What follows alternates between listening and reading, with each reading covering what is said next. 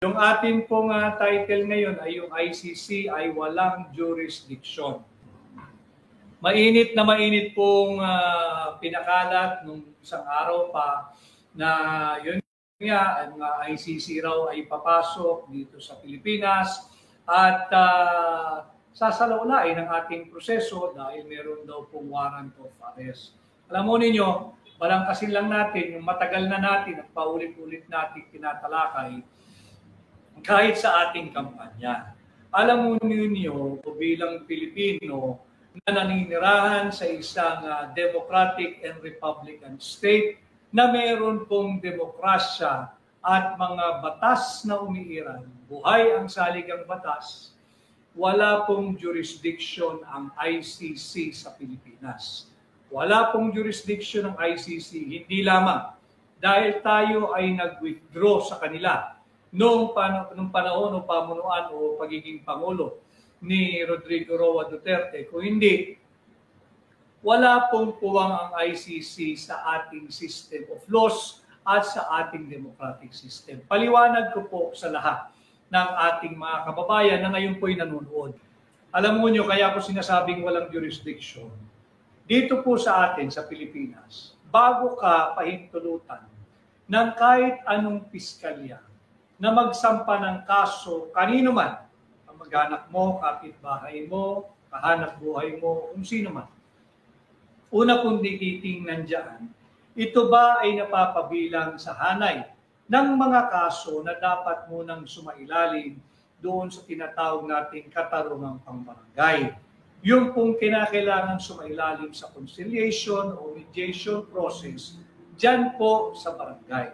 Sapagkat kung ito po ay kasama sa mga kaso, kagaya halimbawa po ng ejectment or forcible entry o unlawful detainer o yung mga slight physical injuries, kinakailangan po yan dumaan o sumailalim sa tinatawag nating katarungang pambarangay law. Hindi po yan i-entertainin ng korte, hindi po yan i-entertainin ng ating mga prosecutor's office kung hindi po kayo dumadaan at sumasailalim sa katarungang pambarangay law. So kinakailangan muna, dumaan ka sa conciliation and mediation process.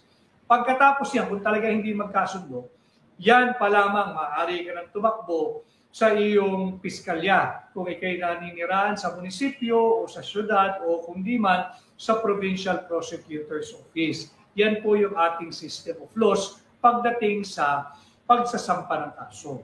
At pagkatapos po niyan, kung sakaling sasabihin ng piskalya o ng prosecutor's office that there exists a probable cause sufficient to engender a belief na maaaring itong maging resulta ng isang pag-conviction, ay irerekomenda ang pagsasampa ng kaso sa Metropolitan Trial Court o kaya sa Regional Trial Court.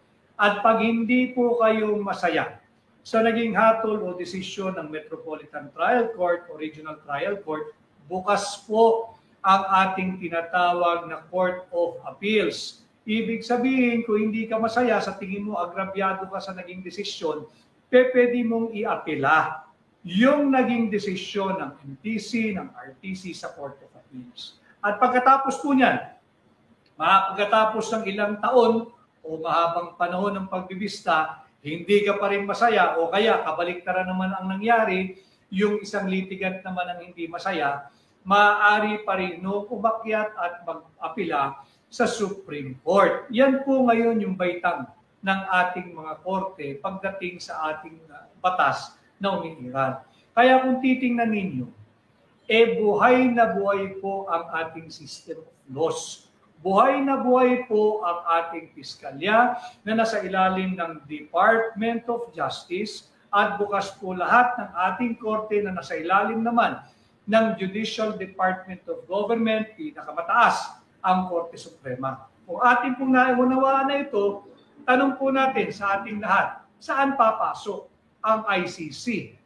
Bukas po lahat ng ating tanggapan kung humihingi tayo ng katarungan. Kaya po lagi ko sinasabi, walang jurisdiction ang ICC. Ito'y bahagi lamang ng patuloy na political persecution or harassment. At hindi po nakakabuti sapagkat yung mismo dapat ang nagpapakalma ng sitwasyon ay ang ating gobyerno. Subalit ang sinasagot po ng mga tagapagsalita ay baka meron o hindi sila nakakatiyak pero lumalabas na ho. Sa halos sa bagay wala tayong asahan sa traditional media. You have to get your news sources from other credible and worthy sources sa online. Sapagkat pagka kayo ay kumukuha pa ng inyong balita sa mga pahayagan, may problema ho kayo, nagpapagaslight po kayo. Maging mapanuri po tayo kung saan tayo kukuha ng ating mga sources ng balita. So wala pong puwang ang ICC sa ating bansa. Wala po silang jurisdiksyon kay Pangulong Duterte o kung sino mang Pilipino na nais nilang litisin. Sapagkat bukas po at gumagana ang lahat ng antas ng ating korte. Ultimo, ang barangay court o yung barangay justice system ay buhay, umiiral, bukas. Kaya walang paglagyan, walang puwang ang ICC. Uulitin ko, walang puwang ang ICC. Mula sa pinaka-fundamental or basic court, which is the barangay justice system o yung barangay court, hanggang sa Korte Suprema, hanggang sa Court of Tax Appeals, hanggang sa Sandigan Bayan, hanggang Ombudsman, hanggang Department of Justice, ang mga provincial, ang mga city prosecutors, bukas po ang kanilang tanggapan. Kaya walang puwang ang ICC sa ating bansa. Hey, Marie Chris, thank you. Thoughts on VP Sara impeachment, kagaya po ng ICC. Wala pong jurisdiction ang ICC sa ating bansa. Ulitin ko, mula sa pinaka-basic, mula sa pinakaunang baitang ng ating justice system, yung katarungang pambarangay law, bukas po ang ating system ng batas. Bukas po at umiiral ang ating demokrasya. Bago ka makapagdemanda ng kahit sino, kinakailangan mong dumaan sa barangay justice court, sa barangay justice system. Bukod po dyan, bukas ang lahat ng tanggapan ng prosecutor's office sa ilalim ng Department of Justice.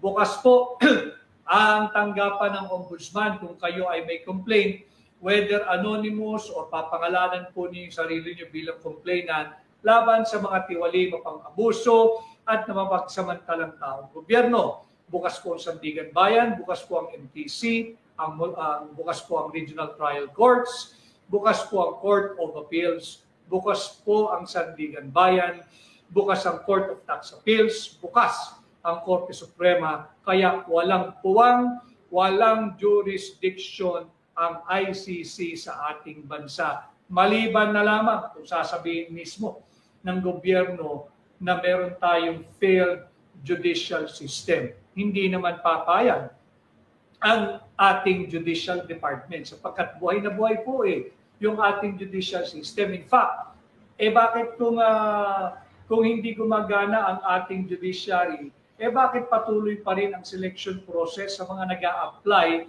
na maging MTC or RTC judges? Bakit po patuloy pa rin ang pag-promote at pagproseso ng mga aplikante para maging hukom diyan sa Court of Appeals, diyan sa Court of Tax Appeals, all the way hanggang diyan po sa Sandigan Bayan, all the way sa Korte Suprema. Sapagkat kung hindi po umiiral ang ating judicial system, if we have a working judicial system, di dapat hindi na po nag-a-appoint ng mga bagong judges at justices. Di po sana hindi na nag-a-appoint ng mga bagong miyembro ng Public Attorney's Office. Hindi na po sana tayo nag-a-appoint ng mga bagong prosecutor o piskal.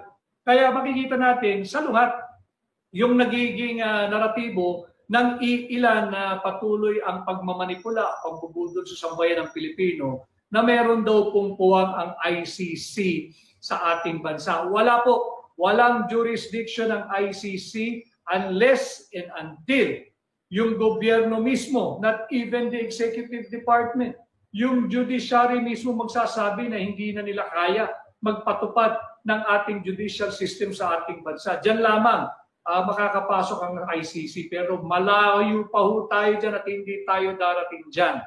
Buhay ang ating demokrasya, buhay ang ating sistema ng hustisya, kaya walang puwang ang ICC sa ating bansa.